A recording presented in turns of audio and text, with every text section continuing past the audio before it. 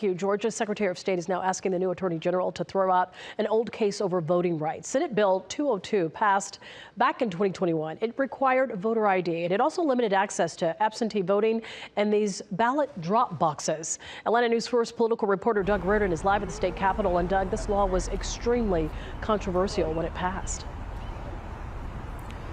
It was some in opposition, even went as far as to call it Jim Crow 2.0 when it passed back in 2021. The MLB All-Star Game pulled out in protest the year that it passed.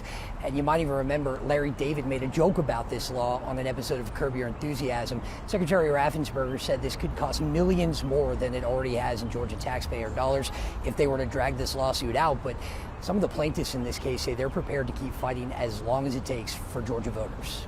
But SB 202, the election integrity act, was good election law. This is a frivolous lawsuit. This week, Georgia Secretary of State Brad Raffensperger sent this letter to new Attorney General Pam Bondi. He's asking her to drop a lawsuit over Georgia's controversial 2021 voting changes that limited drop boxes, tightened deadlines for absentee ballots, and required photo ID for all voters. We're still spending taxpayer dollars.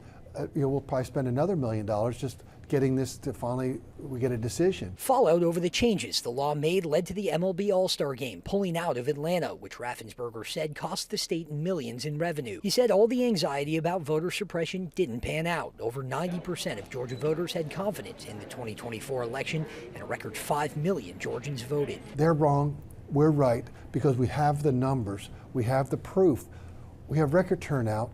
Voters love our system. But plaintiffs like the ACLU say they're prepared to keep fighting for Georgia voters. Frankly, Secretary Raffensperger is attempting to take advantage of a new administration. That's Caitlin May, an attorney with the ACLU of Georgia. She says disabled voters and voters with little time to cast ballots have had a harder time doing so because of the law. I think the reasons that it's important to see this through to the end are the same reasons it was important to file in the first place.